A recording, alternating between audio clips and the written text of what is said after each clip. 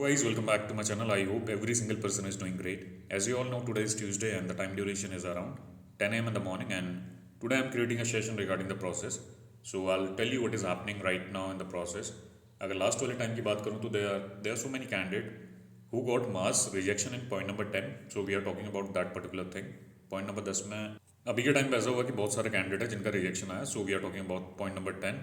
Point number 10 का तो rejection है ही. Apart from point number 10 there are other rejection in point number 3, 4 और इसके बाद 7 नंबर में आपका रिजेक्शन है. ये तो खैर एडिशनल है, बट जो वीज़ा रेशियो आपको मैं हर बार कहता हूँ 10 से 15% लोगों का वीज़ा लगा है. एंड देन जो रिमेनिंग कैंडिडेट थे उनका क्या होगा, मास में पॉइंट नंबर 10 का रिजेक्शन तो है ही है.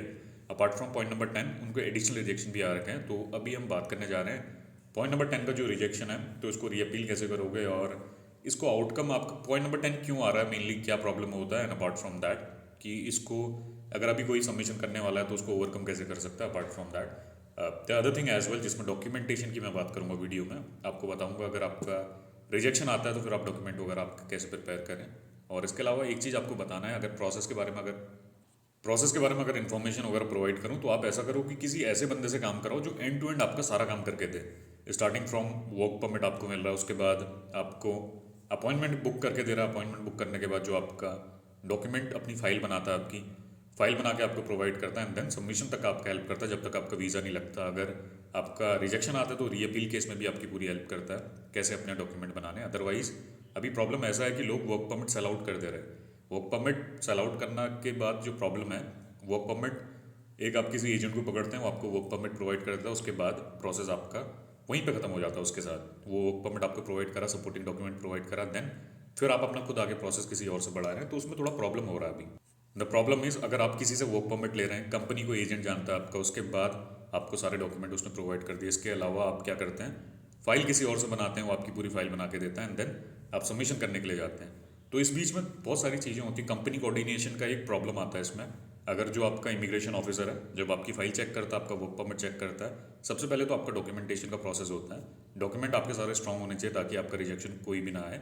अपार्ट फ्रॉम दैट अगर सब चीज़ सही है तो फिर पॉइंट नंबर 10 का आपका रिजेक्शन आता है. अब ये पॉइंट नंबर 10 रिजेक्शन आपका क्यों आ रहा है, इसके बारे में आपको बात करता हूँ. जो कंपनी वेरिफिकेशन करती है जिससे आपने वर्क परमिट लिया होता है, या तो वो रिवोट नहीं करते, या फिर कंपनी का कुछ वर्क परमिट आपका जिस कंपनी से है वो कंपनी उतनी स्ट्रांग नहीं है, या फिर कंपनी एग्जिस्ट नहीं करती. बहुत सारे पैरामीटर्स होते हैं. छोटी कंपनी है, स्मॉल स्केल में अपना ऑपरेशन रन करिए, उतनी ज़्यादा उसकी गुडविल नहीं है. There so many other thing as well. तो तभी आपका पॉइंट नंबर 10 का रिजेक्शन आता है. अगर आप किसी अच्छे एजेंट से वर्क परमिट लेते हैं जो आपका एंड टू एंड पूरा प्रोसेस करके दे रहा है, सबसे पहले वो क्या करता है, आपको वर्क परमिट जो प्रोवाइड करता है, अच्छी कंपनी का आपका वर्क परमिट होना चाहिए. इसके अलावा जो एजेंट होता है आपका, उसका कंपनी के साथ कोऑर्डिनेशन होता है. जिस दिन आप सबमिशन करने के लिए जाते हैं, वो क्या करता है, जो कंपनी है, कंपनी आपके सबमिशन के दिन एक एम्बेसी में ईमेल मार्क करती है जिसमें इंफॉर्मेशन शेयर करती है कि this is the candidate, we hired this candidate on the capacity of this particular work, और उसके बाद we need this candidate on urgent basis, और इतना टाइम ड्यूरेशन से इतने टाइम ड्यूरेशन के अंदर ये इसके अंदर काम करेगा हमारे यहाँ. तो ऐसा एक पूरा लेटर बना के देते हैं. लेटर हेड पे एक काइंड ऑफ ईमेल मार्क करके देते हैं जिसमें एक कंपनी की गुडविल भी बनी रहती है. अपार्ट फ्रॉम दैट एक जो एम्बेसी वाले, इन पे भी एक अच्छा इंप्रेशन बनता है.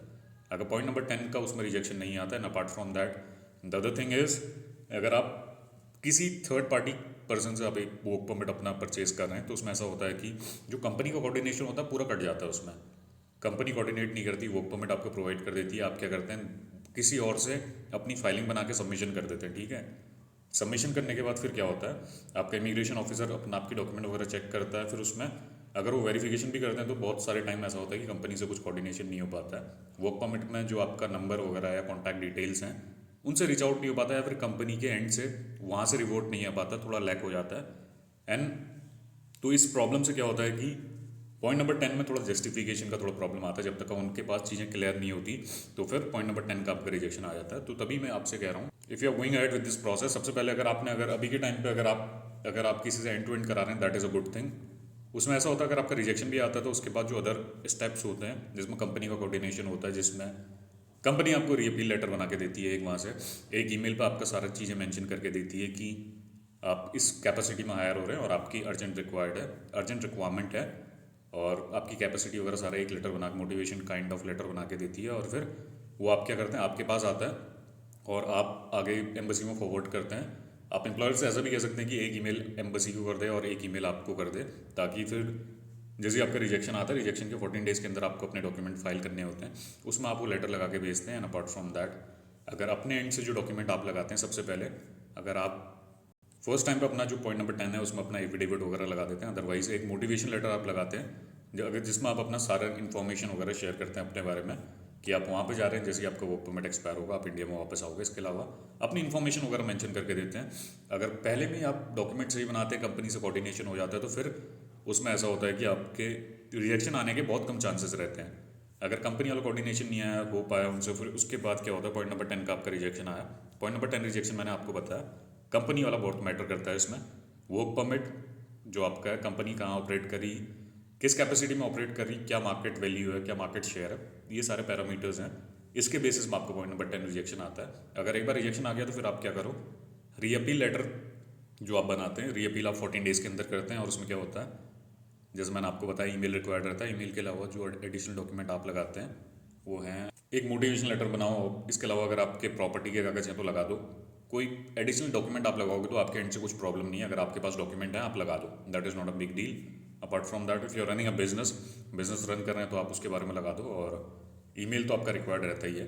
तो ये सारे डॉक्यूमेंट आप लगाते हैं। उसके बाद क्या होता है कि 14 डेज़ का आपको वेट करना पड़ता है। बहुत 5% चांसेस ऐसा भी होता है, अगर किसी का रीअपील केस है, अगर डॉक्यूमेंट आपके बिल्कुल सही हैं तो उस केस में ऐसा होता है कि आपके वीज़ा लगने के चांसेस होते भी हैं। ऐसा नहीं है कि चांसेस बिल्कुल निल हैं। अगर एक बार आपका रिजेक्शन आता है उसमें भी 5% चांसेस हैं।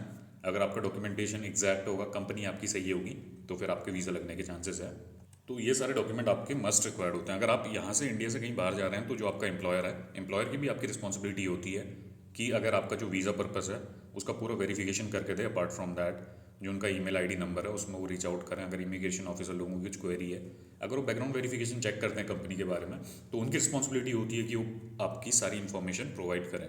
छोटी कंपनी में क्या होता है, अगर बहुत सारी कंपनी क्या होती हैं कि आपको वर्क परमिट प्रोवाइड करती हैं, बट उसमें ऐसा होता है कोऑर्डिनेशन उनका कुछ नहीं होता। इंडिया के अंदर आपको पता है, अगर वर्क परमिट का देखा जाए तो it is a kind of business.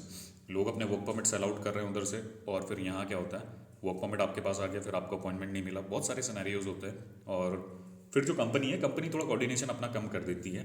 तो फिर किसी ऐसे कंपनी से अपना वर्क परमिट अप्लाई करो जिसमें जो कोऑर्डिनेशन है टू एंड फ्रो रहे उसमें। अगर आप किसी चीज़ के लिए उनको बोलें तो फिर वो आपका ईमेल वगैरह मार्क करने के लिए ज़्यादा टाइम ना लगाएं। जितना आपका टाइम ड्यूरेशन है उसके अंदर आपको ईमेल मार्क कर दे, डॉक्यूमेंटेशन आपके प्रॉपर आए। तो इसके लिए क्या होता है, आपको एक रेपुटेटेड एजेंट से कोऑर्डिनेट करना पड़ता है। अगर जिससे आप वर्क परमिट प्रो ले रहे हैं, कोई भी स्ट्रेंजर आपको वर्क परमिट बेच रहा है, मत खरीदो उससे। That is that is the biggest mistake you are doing. क्योंकि अभी बहुत सारे कैंडिडेट, इसमें अभी 1000, 1500, 2000 जितने भी कैंडिडेट है, उसका प्रॉब्लम क्या है, वर्क परमिट प्रोवाइड कर दिया, आगे का प्रोसेस राम भरोसा है। सो द थिंग इज, अभी अपॉइंटमेंट नहीं मिल पाएगा आपको, अपॉइंटमेंट नहीं मिलेगा। उसके अलावा जो प्रॉब्लम है, अपना जो डॉक्यूमेंटेशन आप पता नहीं किससे करा रहे हैं, और डॉक्यूमेंटेशन में गलती हो सकती है। डॉक्यूमेंटेशन के बाद जो लास्ट चीज़ है, जो आपका सबमिशन होता है, कंपनी कोऑर्डिनेशन में दिक्कत हो सकती है, जो 10 नंबर का आपका रिजेक्शन आता है, वर्क परमिट का आपका प्रॉब्लम हो सकता है। एंड देन फिर इसके अलावा जो लास्ट थिंग है, रीअपील में बहुत सारी कंपनी कोऑर्डिनेट नहीं करती है, तो रीअपील जो लेटर है उसको प्रोवाइड करने में जो आपका ईमेल आता है वहाँ से, उसमें प्रॉब्लम हो जाती है। तो ये सारे फैक्टर्स हैं, इनको देख के आपका वर्क परमिट लगता है। जो जिसके वीज़ा आ रहे हैं अभी यहाँ पे, जो 10 से 15% जिसके वीज़ा भी लगते हैं, उनका क्या होता है, कंपनी बिल्कुल सही होती है, कंपनी अच्छे लेवल पे ऑपरेट करती है। Apart from that, the other thing is, company में जो कोऑर्डिनेशन है टू एंड फ्रो रहता है। अगर इमिग्रेशन ऑफिसर को ईमेल मार्क करता है तो उनका वहाँ से रिवॉर्ड आता है। अगर आप कुछ ईमेल मार्क कर रहे हैं, कुछ डॉक्यूमेंट मांग रहे हैं, तो फिर बहुत जल्दी रिवॉर्ड करके आपको डॉक्यूमेंट प्रोवाइड कर देते हैं। ऐसा नहीं होगी, बहुत सारी कंपनी ऐसी हैं, एक बार रिजेक्शन आएगा तो 14 डेज़ के अंदर आपको रीअपील करना ही होता है। अब कंपनी कोऑर्डिनेशन नहीं होगा तो रीअपील करने में भी बहुत लोगों को प्रॉब्लम होती है।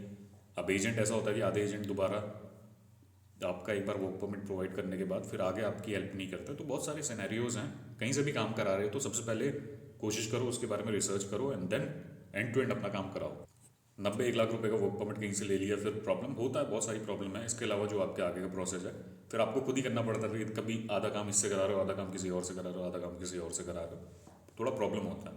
अगर कोई कैंडिडेट है, अगर किसी अच्छी कंपनी से अपना वर्क परमिट लेता है, उससे उनका टू एंड फ्रो है, कोऑर्डिनेशन है, तो फिर बहुत सारे कैंडिडेट ऐसे करते हैं कि अपना डॉक्यूमेंटेशन खुद ही अपना मेंटेन करते हैं। जैसे अभी मेरा प्रोसेस था, अगर मैं अपना एग्जांपल दूं, तो फिर मेरा क्या हुआ, मेरा प्लान चेंज हो गया पोलैंड जाने का। पहले मैं अप्लाई करा था, फिर उसके बाद कुछ और, मेरा यहाँ इंडिया में मेरा सब सही चल रहा है काम। I work in multinational company, तो फिर मेरे को कुछ प्रॉब्लम है नहीं। पहले एक बार मेरा भी प्लान था पोलैंड जाने का, तो उस टाइम पे क्या हुआ, वीज़ा वगैरह मैं सारे चेक कर रहा था। इसमें क्या था कि जो मैंने अपना वर्क परमिट जहाँ से लिया, एक इंटरनेशनल रिक्रूटमेंट एजेंसी से अपना परमिट लिया, एंड देन उनसे मेरा कोऑर्डिनेशन बढ़िया, and then after that appointment का देखा मैंने कुछ